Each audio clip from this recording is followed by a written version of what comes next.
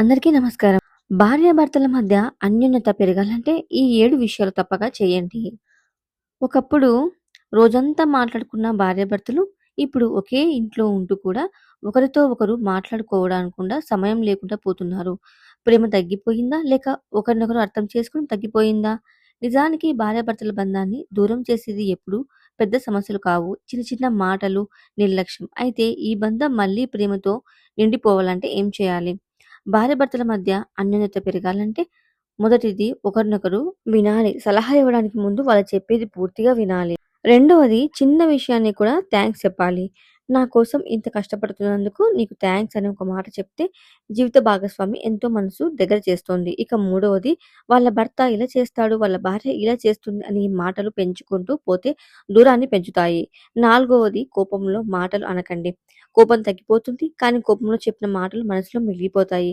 ఇక ఐదవది కలిసి గడపడం. అంటే కూర్చొని మాట్లాడడం, ఒక కప్పు టీ, కాఫీ తాగడం. ఆరవది తప్పు జరిగితే సారీ చెప్పడానికి వెనుకాడకండి.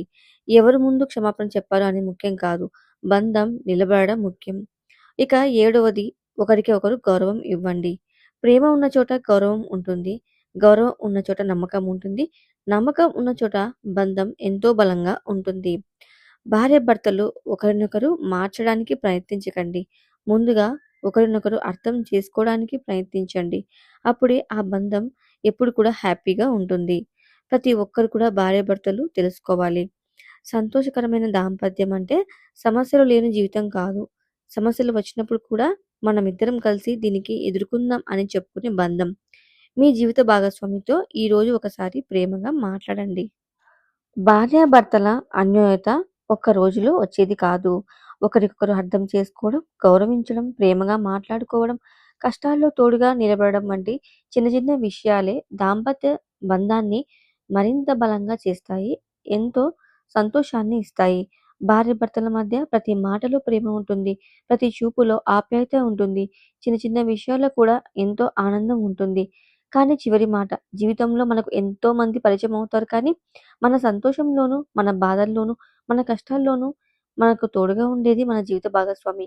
అందుకే వారిని మార్చడానికి ప్రయత్నించకండి. మగవారిని అర్థం చేసుకోవడానికి ప్రయత్నించండి. వాళ్ళ బాధని అర్థం చేసుకోండి. భార్యాభర్తల మధ్య ప్రేమను నిలబెట్టేది అందమైన మాటలు మాత్రమే కాదు. ఒకరికొకరు అర్థం చేసుకునే మనసు. ఈరోజు మీ జీవిత భాగస్వామి దగ్గరకు వెళ్లి ఒక మాట చెప్పండి.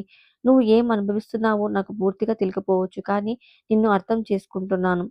ఆ ఒక్క మాట మీ ఇంట్లో ఎన్నో రోజులుగా ఉన్న దూరాన్ని తగ్గించవచ్చు. ప్రేమ ఉన్న బంధం అందంగా ఉంటుంది. అర్థం చేసుకునే మనసు ఉన్న అలాంటి బంధం జీవితాంతం ఎంతో ఆనందంగా ఉంటుంది. ఈ విధంగా భార్యాభర్తల మధ్య ఇలాంటి 7 సూత్రాలు ఉంటే వాళ్ళ జీవితం ఎంతో సంతోషంగా, ఆనందంగా ఉంటుంది.